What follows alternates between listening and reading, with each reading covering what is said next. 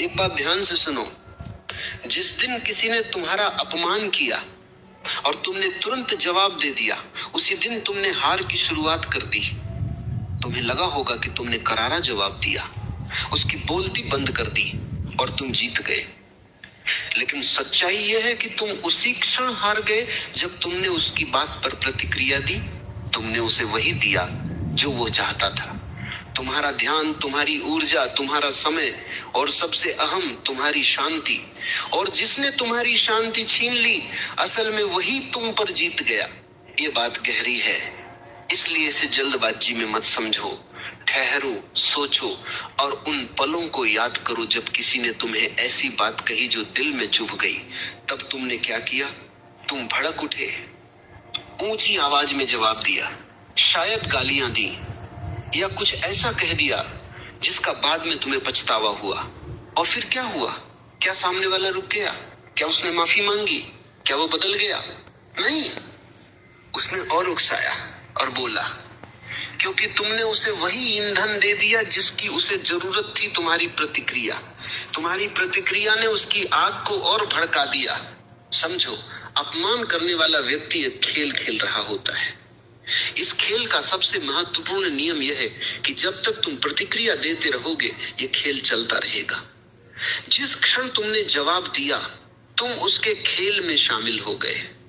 तुम उसके मैदान में आ गए, उसके नियमों पर खेलने लगे और उसकी शर्तों पर लड़ने लगे। और जो व्यक्ति दूसरों के मैदान में उनके नियमों और शर्तों पर लड़ता है, वह कभी नहीं जीत सकता। इसे शतरंज की तरह समझो। एक अच्छा खिलाड़ी हर चाल पर तुरंत प्रतिक्रिया नहीं देता।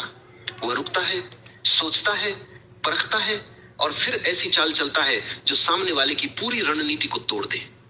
लेकिन जो बिना सोचे हर चाल चलता है, वो जल्दी हार जाता है। जीवन भी ऐसा ही है। जो हर बात पर तुरंत प्रतिक्रिया देता है, वह जीवन की शतरंज में हारता है। और जो ठहर कर, समझ कर और सोच समझकर कदम उठाता है, वही खेल को अपने पक्ष में मोड़ देता है। अब एक और बात समझो, लोग उकसाते क्यों हैं? अक्सर इसलिए क्योंकि उन्हें तुम्हारी प्रतिक्रिया चाहिए। वे चाहते हैं कि तुम गुस्सा करो, अपना संतुलन खो दो, क्योंकि जब तुम ऐसा करते हो, उन्हें एक अजीब सी संतुष्टि और शक्ति का एहसास होता है। वे देखना चाहते हैं कि उनके शब्दों में इतनी ताकत है कि वे तुम्हें हिला सकें। और जब तुम सच में हिल जाते हो, तो उनका यह विश्वास और मजबूत हो जाता है कि वे तुम पर हावी हो सकते हैं। यह मनोविज्ञान की एक पुरानी और सिद्ध बात है। जब कोई व्यक्ति किसी को उकसाता है और सामने वाला प्रतिक्रिया देता है, तो उकसाने वाले को संतुष्टि मिलती है।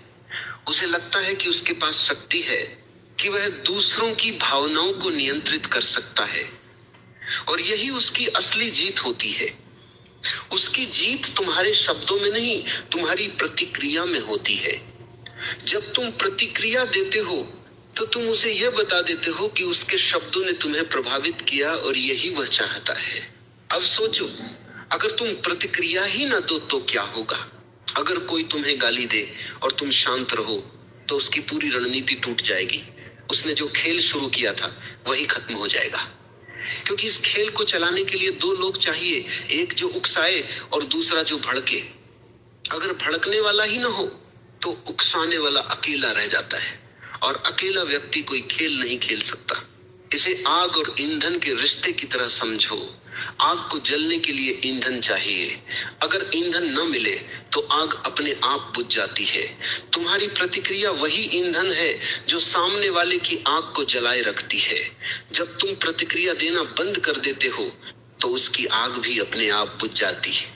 लेकिन यहाँ एक बेहद जरूरी बात समझनी होगी, खामोशी कमजोरी नहीं होती। बहुत लोग मानते हैं कि अगर कोई अपमान करे और हम चुप रहे, तो लोग हमें कमजोर समझेंगे। ये सोच पूरी तरह गलत है।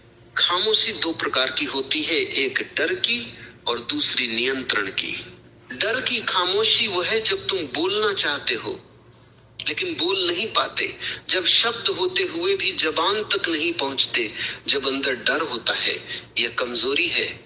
लेकिन नियंत्रण की खामोशी वह है जब तुम बोल सकते हो, तुम्हारे पास शब्द भी हैं और ताकत भी, फिर भी तुम जानबूझकर चुप रहना चुनते हो।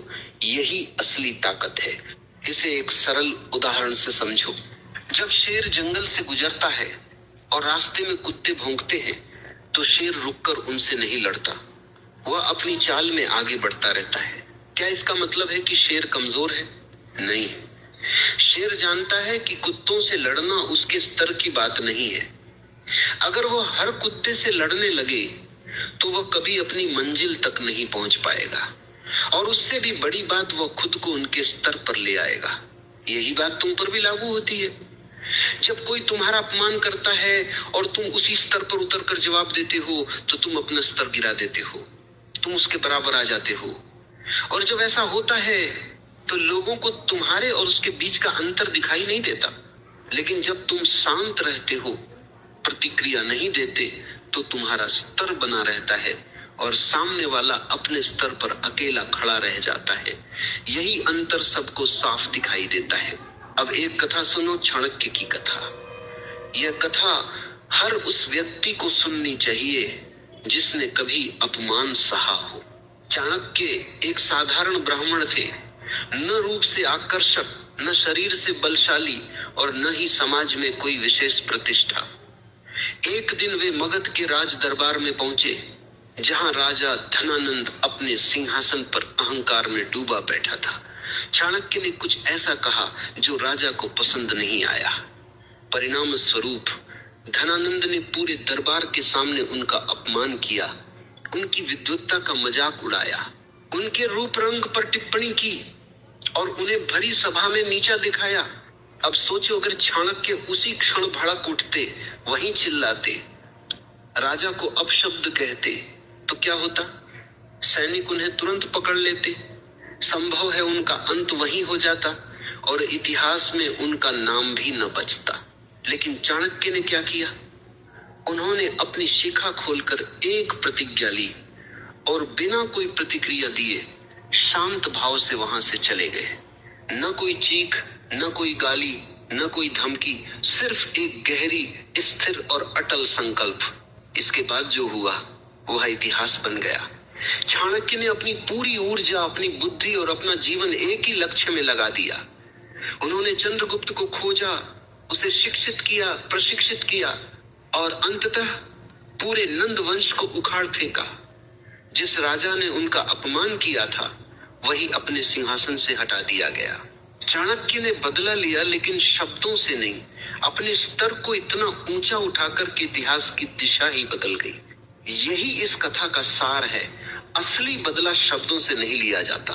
असली बदला यह है कि तुम अपने आप को इतना ऊपर उठा लो कि सामने वाला तुम्हें देखकर ही समझ जाए कि उसने किसी अपमानित करने की कोशिश की थी। जब तुम उस ऊंचाई पर पहुंच जाते हो जहां सामने वाला पहुंच ही नहीं सकता, तब उसका पछतावा, उसका एहसास किसी भी गाली, किसी भी जवाब या प्रतिक्रिया से कहीं अधिक गहरा और तीखा होता है। जब कोई तुम्हारा अपमान करता है तो तुम गुस्से से नहीं बल्कि समझ से प्रतिक्रिया देते हो, या फिर बिल्कुल प्रतिक्रिया नहीं देते। तुम्हें उस व्यक्ति पर क्रोध नहीं बल्कि दया महसूस होती है। और याद रखो, दया और क्रोध एक साथ नहीं रह सकते। जहां दया है वहां प्रतिक्रिया स्वतः समाप्त हो जाती है। अब बात करते हैं उस खेल की जिसमें ज्यादातर लोग अनजाने में फंसे रहते हैं, प्रतिक्रिया, अपेक्षा और नियंत्रण का खेल। जब कोई तुम्हें कुछ कहता है तो वह एक अपेक्षा रखता है कि तुम भड़क उठोगे, जवाब दोगे और उसके स्तर पर आ जाओगे। जैसे ही तुम ऐसा करते हो, उसकी अपेक्षा पूरी हो जाती है और खेल उसके नियमों पर चलता रहता है। लेकिन जिस क्षण तुम उसकी अपेक्षा तोड़ देते हो, जब तुम वह नहीं करते जो वह चाहता है, उसी क्षण खेल बदल जाता है। अब नियंत्रण उसके हाथ में नहीं, तुम्हारे हाथ में होता है। यह एक अत्यंत शक्तिशाली रणनीति है। जब सामने वाला तुमसे प्रतिक्रिया की उम्मीद करता है और तुम शांत रहते हो, तो उसके मन में भ्रम पैदा होता है। वह समझ नहीं पाता, क्या तुमने सुना, क्या तुम्हें फर्क नहीं पड़ा, या तुम इतने मजबूत हो कि उसके शब्द तुम्हें छू भी नहीं पाए। यही अनिश्चितता उसे अंदर से कमजोर कर देती है और जो व्यक्ति अनिश्चित होता है वह निर्णयहीन और अस्थिर हो जाता है। सोचो तुम किसी को अपशब्द कहो और वह बिना कुछ बोले, बिना भाव बदले बस तुम्हारी आंखों में देखता रहे, क्या तुम्हें असहजता नहीं होगी?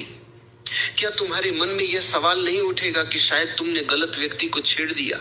यही है खामोशी की असली ताकत। खामोशी भी बोलती है और कई बार शब्दों से कहीं अधिक प्रभावशाली ढंग से। अब सवाल है, इस खामोशी को कैसे साधा जाए? अपने मन को कैसे प्रशिक्षित किया जाए कि अपमान के क्षण में भी तुम तुरंत प्रतिक्रिया न दो? यह आसान नहीं है। जब कोई तुम्हें भीतर तक आहत करता है तो गुस्सा आना स्वाभाविक है। शब्द होंठों तक आ जाते हैं, शरीर में तनाव बढ़ता है, लेकिन यही वह क्षण है जहां तुम्हें अपने ऊपर विजय पानी होती है। यही जीवन की असली परीक्षा है। पहली बात, जब प्रतिक्रिया उठे तुरंत रुक जाओ, कुछ मत कहो, बस गहरी सांस लो। सांस पर ध्यान केंद्रित करने से मन वर्तमान में लौट आता है और प्रतिक्रिया की तीव्रता धीरे धीरे कम होने लगती है। यह साधारण अभ्यास असाधारण परिणाम दे सकता है। दूसरी बात, खुद से पूछो, क्या यह व्यक्ति और उसकी बात मेरे समय और ऊर्जा के योग्य है? अधिकतर उत्तर नहीं होगा। जैसे ही तुम ये समझ लेते हो कि हर किसी को जवाब देना जरूरी नहीं है, तुम अनगिनत अनावश्यक संघर्षों से बच जाते हो। हर लड़ाई लड़ने के लिए नहीं होती और जो हर लड़ाई लड़ता है वह अंततः कोई भी नहीं जीतता। तीसरी बात, अपनी ऊर्जा की दिशा बदलो। जब कोई तुम्हें अपमानित करे तो उस ऊर्जा को अपने काम, अपने लक्ष्य और अपने विकास में लगाओ। गुस्से, पीड़ा और भीतर की आग को विनाश में नहीं, निर्माण में बदलो। यही वह मार्ग है जो साधारण व्यक्ति को असाधारण बनाता है। चाणक्य ने यही किया था। उन्होंने अपमान की आग को बदले की प्रतिक्रिया में नहीं, बल्कि सृजन और रणनीति में बदला, और यही बुद्धिमत्ता की पराकाष्ठा है। अब बात करते हैं परिवर्तन के 3 स्तंभों की, जो वास्तव में तुम्हारे जीवन की दिशा बदल सकते हैं। पहला है अपनी उपलब्धता सीमित करना। और अंत में एक बहुत महत्वपूर्ण बात, कोई भी तुम्हें तुम्हारी अनुमति के बिना अपमानित नहीं कर सकता। अपमान तब होता है जब तुम उसे स्वीकार करते हो, जब तुम किसी के शब्दों को अपने भीतर जगह देते हो। लेकिन अगर तुम उन शब्दों को वहीं रोक दो जहां वे बोले गए हैं, उन्हें अपने मन तक पहुंचने ही न दो, तो वे सिर्फ हवा में रह जाते हैं, बिना किसी असर के, बिना किसी चोट के। ये एक कला है और हर कला की तरह इसे सीखने में समय लगता है। पहले दिन से तुम पूरी तरह शांत नहीं रह पाओगे। शायद पहली बार तुम भड़क जाओ, शायद दूसरी बार भी, लेकिन हर बार जब तुम रुकते हो, हर बार जब तुम सोचते हो और हर बार जब प्रतिक्रिया देने से पहले एक क्षण ठहरते हो, तुम इस कला में बेहतर होते जाते हो। और एक दिन ऐसा आएगा जब कोई तुम्हारे सामने खड़ा होकर तुम्हारा सबसे बड़ा अपमान करेगा और तुम्हारे चेहरे पर एक शिकन भी नहीं आएगी। तुम मुस्कुराओगे, शांत रहोगे और आगे बढ़ जाओगे। वही क्षण तुम्हारी सबसे बड़ी जीत होगा। अपने मन को रोज प्रशिक्षित करो। हर सुबह अपने आप से ये कहो कि आज तुम किसी की बात पे भड़कने नहीं वाले, अपनी शांति किसी को देने नहीं वाले और अपनी ऊर्जा केवल उन चीजों में लगाने वाले हो जो तुम्हें बेहतर बनाती है। इस अभ्यास को लगातार दोहराओ। कुछ ही महीनों में तुम देखोगे कि तुम बदलने लगे हो। जो बातें पहले तुम्हें विचलित करती थी, अब उनका असर कम हो जाएगा। जो लोग पहले तुम्हें उकसाते थे, वे तुम्हारे सामने कमजोर पड़ने लगेंगे। ये बदलाव तुरंत नहीं होगा, ये धीरे धीरे आएगा, हर दिन एक छोटे कदम के साथ। लेकिन हर कदम तुम्हें उस ऊंचाई के करीब ले जाएगा जहां से नीचे का शोर सुनाई ही नहीं देता। और जब तुम वहां पहुंचोगे तो पीछे मुड़कर देखोगे और मुस्कुराओगे उन लोगों को देखकर जो अभी भी बेवजह लड़ रहे हैं, चिल्ला रहे हैं और अपनी ऊर्जा व्यर्थ कर रहे हैं। तब तुम्हें एहसास होगा कि तुमने सही रास्ता चुना। जीवन में एक समय ऐसा आता है जब तुम्हें निर्णय लेना होता है। क्या तुम हर भौंकने पर रुककर प्रतिक्रिया दोगे या अपनी मंजिल की ओर बढ़ते रहोगे? क्या तुम हर तूफान में बह जाओगे या पर्वत की तरह अडिग खड़े रहोगे? क्या तुम हर उकसावे पर प्रतिक्रिया दोगे या अपनी लय, अपनी दिशा और अपने मार्ग पर स्थिर रहोगे? ये चुनाव केवल तुम्हारा है। कोई और ये निर्णय तुम्हारे लिए नहीं ले सकता। लेकिन इतना निश्चित है, यदि तुमने शांति, नियंत्रण और आत्म विकास का मार्ग चुना तो एक दिन तुम उस स्थान पर खड़े होगे जहां कोई तुम्हें हिला नहीं पाएगा।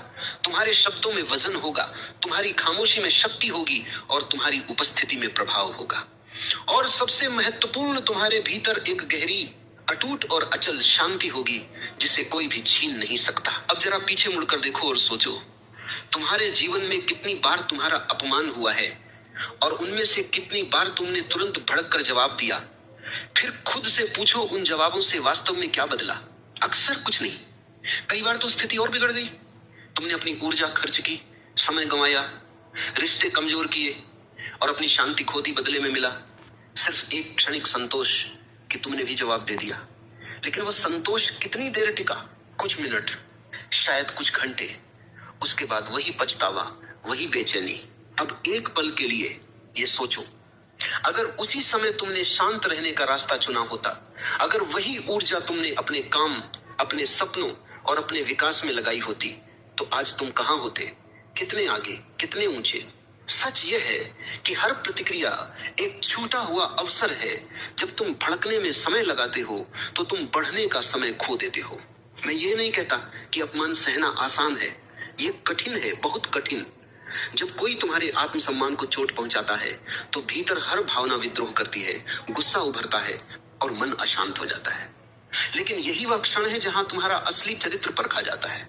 सुख में शांत रहना आसान है, लेकिन उकसावे के बीच शांत रहना, यही असली ताकत है। और जो इस परीक्षा में सफल हो जाता है वह जीवन की बड़ी परीक्षाओं के लिए तैयार हो जाता है। जो इस परीक्षा में सफल हो जाता है वह जीवन की बड़ी परीक्षाओं के लिए तैयार हो जाता है। एक गहरी बात समझो, तुम्हारी प्रतिक्रिया तुम्हारे बारे में बताती है, सामने वाले के बारे में नहीं। अगर कोई तुम्हें अपशब्द कहे और तुम भी वही करो तो दुनिया तुम्हें उसी स्तर पर रख देती है। लेकिन अगर तुम शांत रहते हो तो तुम्हारा स्तर अलग दिखाई देता है। तुम्हारी प्रतिक्रिया ही तुम्हारी पहचान बनती है। अगर वह संयमित, शांत और संतुलित है तो तुम्हारा व्यक्तित्व भी वैसा ही प्रतीत होता है। अब एक अंतिम और महत्वपूर्ण बात, अपमान का सबसे प्रभावशाली जवाब शब्दों में नहीं होता, जीवन में होता है। जब तुम इतने सफल हो जाते हो कि सामने वाला तुम्हें देखकर ही पछताए, जब तुम इतने स्थिर हो जाते हो कि कोई तुम्हें विचलित न कर सके, जब तुम इतने ऊपर उठ जाते हो कि नीचे से आए हुए शब्द तुम तक पहुंच ही न सके, तभी असली उत्तर मिलता है। कमजोर लोग शब्दों से जवाब देते हैं, साधारण लोग चुप रहकर आगे बढ़ जाते हैं, लेकिन असाधारण लोग अपने जीवन को ही जवाब बना देते हैं।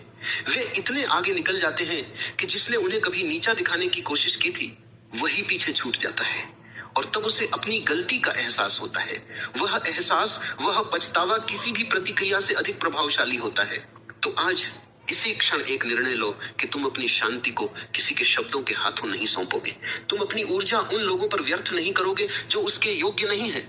तुम अपने स्तर को इतना ऊंचा उठाओगे कि अनावश्यक आवाजें तुम तक पहुंच ही न सके। तुम अपनी ऊर्जा उन लोगों पर व्यर्थ नहीं करोगे जो उसके जवाब देने वाले नहीं, जवाब बनने वाले बनोगे। क्योंकि असली जीत बहस जीतने में नहीं, बल्कि खुद को उस स्तर तक ले जाने में है जहां कोई तुम्हें हिला न सके, जहां तुम्हारी शांति अडिग हो, तुम्हारा आत्मविश्वास अटूट हो और तुम्हारा अस्तित्व ही तुम्हारा सबसे प्रभावशाली उत्तर बन जाए। उठो, शांत रहो और आगे बढ़ो। एक दिन जब तुम पीछे मुड़कर देखोगे तो पाओगे कि जो लोग तुम्हें नीचे खींच रहे थे वे वहीं रह गए, उसी जगह, उसी मानसिकता में, और तुम उससे बहुत आगे निकल चुके हो, ऊंचाई पर, स्पष्टता में और गहरी शांति में। यही है अपमान का सच्चा उत्तर। एक ऐसा उत्तर जिसके बाद कुछ कहने की आवश्यकता ही नहीं रह जाती।